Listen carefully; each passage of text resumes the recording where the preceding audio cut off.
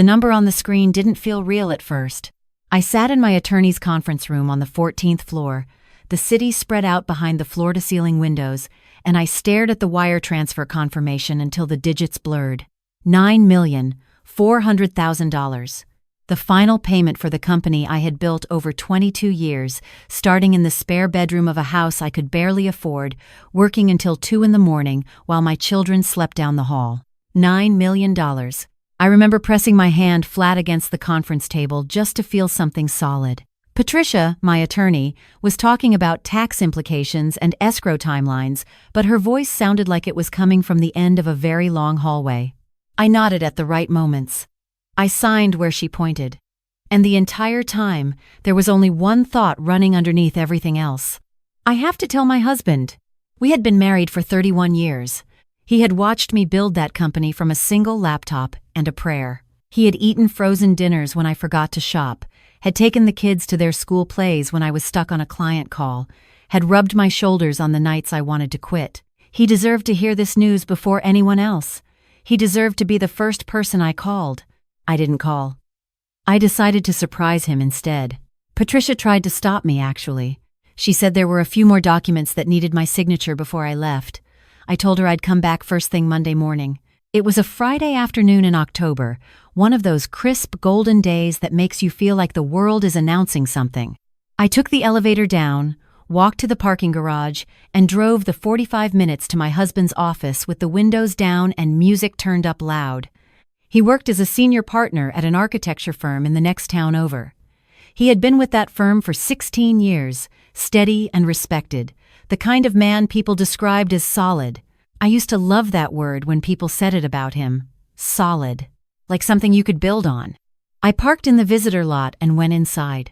The receptionist at the front desk recognized me. I had been there dozens of times over the years, dropping off lunch, attending holiday parties, the kind of familiar face that gets waved through without a second thought. She smiled at me and picked up her phone, probably to call ahead. I shook my head and put my finger to my lips. She smiled wider and set the phone back down. She thought I was being romantic. I suppose I was.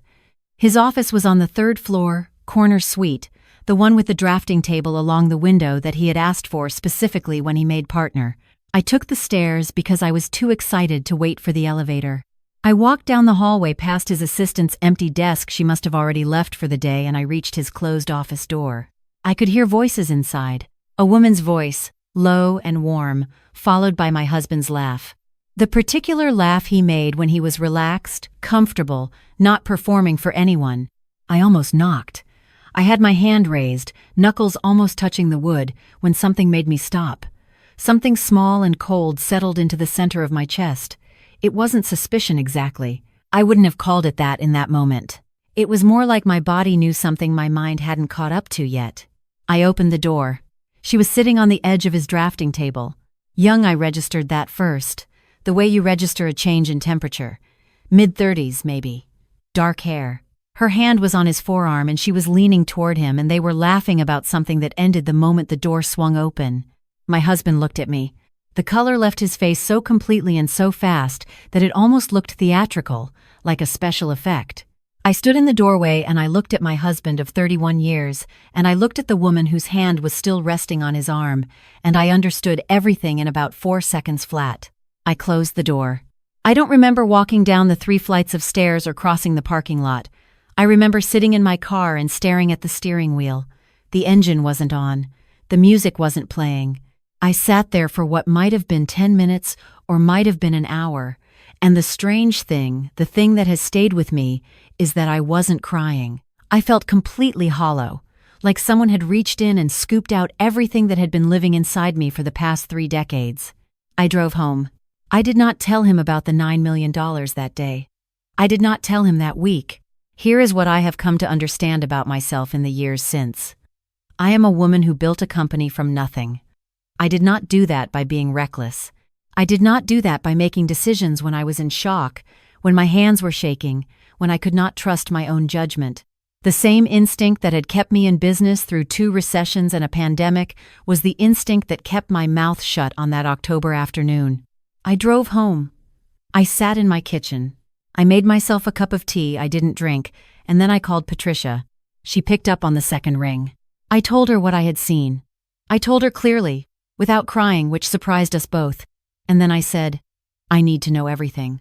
Before I do anything else, before I say a single word to him, I need to know exactly where I stand. Patricia was quiet for a moment. Then she said, come back Monday, earlier than we planned, and bring everything you have on the company's founding documents. I spent that weekend going through files. It was a strange kind of comfort, actually. All those papers, all that evidence of the years I had spent building something real. The earliest documents, the ones from before my husband and I were even engaged, showed clearly that I had started the company 22 years ago, 3 years before our wedding. I had been 29 years old, freshly divorced from a brief first marriage, and I had decided that the only person I could rely on completely was myself. I had built my software consulting firm on that principle. 3 years later, I met my husband at a friend's dinner party. He was charming and steady, and he looked at me like I was extraordinary. I believed him. I believed him for 31 years. I did not confront him that weekend. He came home Friday evening as though nothing had happened, and I said I had a headache and went to bed early, and he did not come to check on me.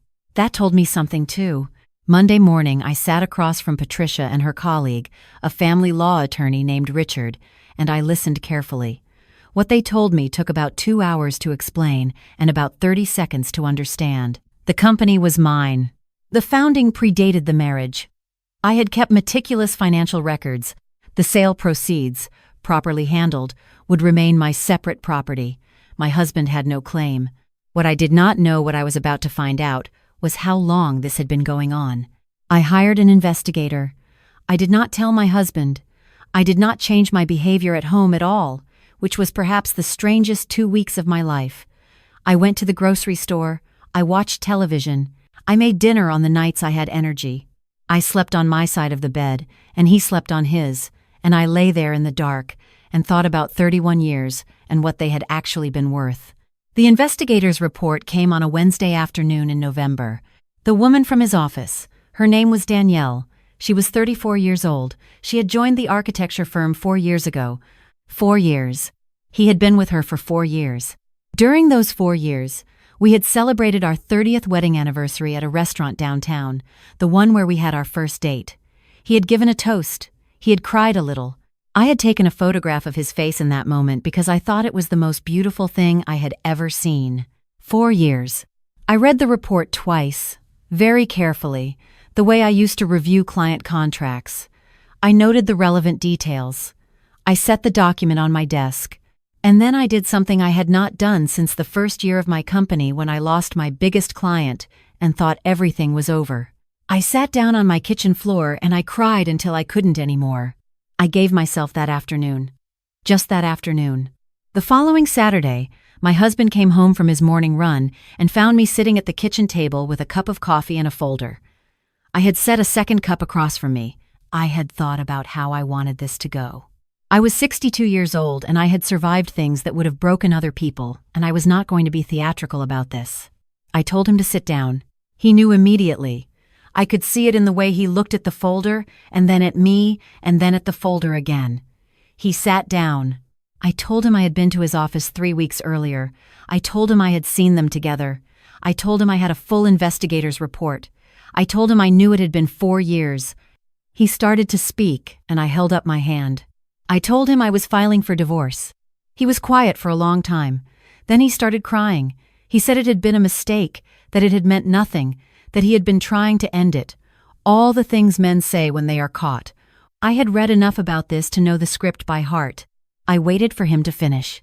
When he was quiet, he looked at me with red eyes and he said, "What about the company sale?" There it was. I had been wondering when it would come. I had not mentioned the sale.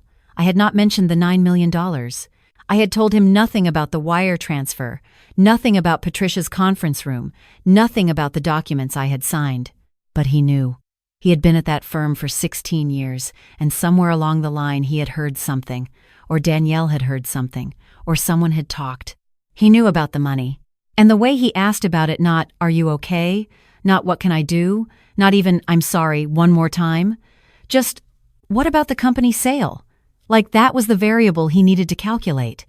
like I was a line item he was trying to figure out. I looked at my husband of 31 years and I saw him, maybe for the first time, very clearly. I told him he would be hearing from my attorney. He stood up, and his voice changed. He said we had built that company together. He said he had supported me for 3 decades, that without his income we would never have survived the early years, that he deserved a portion of what that company had earned. He said a lot of things, and they got louder as they went, and I sat perfectly still and watched him, and thought, there you are. There is the person who was there the whole time. I said, very calmly, that Patricia would explain everything to his attorney, that the founding documents predated our marriage by 3 years, that the company had been built on my professional expertise and my client relationships, which were not marital assets, that I had spoken with 2 attorneys and I understood my position precisely. He told me I was making a mistake. I told him to be out of the house by the following Friday. He hired an attorney within 2 days. His attorney sent a letter claiming that my husband's emotional support and foregone career opportunities constituted grounds for a claim on the company sale proceeds. Patricia read the letter and called me to say, and I am quoting her directly, "This is not going to work for them." It did not work for them. The discovery process was long and occasionally miserable. The way these things are. There were depositions and document requests and several meetings where I sat across a table from my husband and tried not to look at him too long. He had stopped crying by then. He had also stopped apologizing. He was in full financial calculation mode, and that was somehow both more honest and more painful than the tears had been. Danielle left the architecture firm 3 months after I filed. I do not know if she chose to leave or was asked. I do not let myself think about it too much. The divorce was finalized 8 months later. My husband received a settlement that reflected his contribution to our shared marital assets, the house equity, the retirement accounts we had built together, the things that were genuinely ours. He received nothing from the company sale. His attorney had argued hard, and Patricia had argued harder, and the founding documents had done exactly what they were supposed to do. I kept my $9,400,000.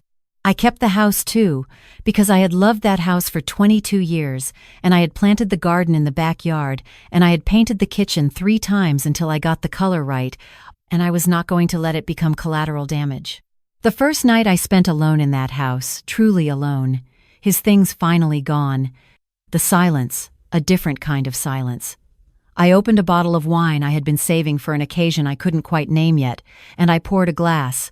And I stood in my kitchen that I had painted the right color of yellow after 2 failed attempts, and I thought about who I was at the beginning of all of this. 29 years old. Freshly ended marriage. Spare bedroom. Laptop. A principal. The only person you can rely on completely is yourself. I had forgotten that principle somewhere along the way. I had let myself be convinced that sharing your life meant giving that up. That trusting someone else meant trusting them with everything, including the parts of yourself that were yours before they arrived. I had been wrong about that, and the education had cost me 31 years. But here is the thing about being 62 years old. You still have time. That is what people don't tell you when they are young and they think 60 is close to the end. You still have so much time. I had my health. I had my money. I had 2 adult children who had been nothing but steady and fierce throughout the entire process, who had shown up at my door the weekend after I filed with grocery bags and a strong opinion about their father that I will not repeat here. I had friendships I had neglected during the marriage that turned out to be more durable than I deserved. I had a garden that needed attending. I spent the first year after the divorce doing very little that I could describe as dramatic. I traveled, but not extravagantly. I rented a small house on the coast of Maine for 3 weeks in July, and I read 6 books and walked on the beach every morning and talked to almost no one. I had dinner with my daughter every other Sunday. I had lunch with Patricia occasionally because we had become something like friends through the ordeal of all of it, and she was the kind of person who said exactly what she thought and never dressed it up. I did not look for anyone. I want to be honest about that. I was not lonely in the way I had expected to be. I had spent 31 years with someone, and then I had a period of genuine solitude, and I found that I didn't mind my own company nearly as much as I had feared. I had been afraid of being alone for so long, and then I was alone, and it turned out I was someone worth spending time with. About 14 months after the divorce was finalized, I met a man named Gerald at a fundraiser for the local library. He was 67, recently retired from teaching high school history for 34 years, and he was standing by himself near the book display with a glass of wine and a genuinely puzzled expression. I asked him what he was puzzling over, and he said he was trying to figure out why a biography of Abraham Lincoln had been shelved under American drama. I said probably because everything about Lincoln was dramatic. He laughed. We talked for 2 hours. He asked if he could call me, and I said yes. I want to be clear about what Gerald is and what he is not. He is not the point of this story. He is not my reward for surviving what I survived, and I would not want him described that way because it would diminish him, who deserves better, and it would diminish me, because I did not endure 31 years of a complicated marriage in order to win a man at the end. I am telling you about Gerald because he exists, because he is kind and funny and genuinely interested in the world, because I have learned that it is possible to begin again after you thought you were finished. But the beginning happened long before Gerald. The beginning happened when I drove home from my husband's office on a Friday afternoon in October, with my hands at 10 and 2, the windows down, the music off this time, and I decided that whatever came next, I was going to handle it the way I had always handled the hardest things, carefully and without panic, and with every document in order. I think about the 29-year-old version of myself sometimes, the one with the laptop in the spare bedroom. I want to tell her that she was right about the things that mattered, that the principle she started with, the only person you can rely on completely as yourself, was not cynicism, it was clarity. It was the most honest thing she knew.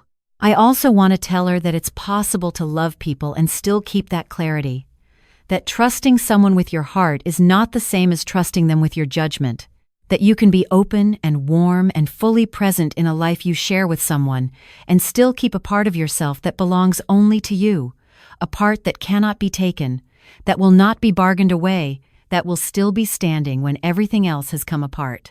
My company started with that part of me. It ended, 22 years later, as a wire transfer confirmation on a conference room table on the 14th floor. $9,400,000. My hands on the table, the city outside the window.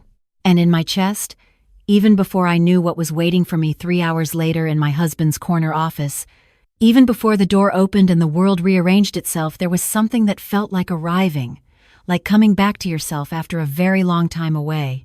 I didn't know yet what was coming, but I had built something real, and I had built it myself.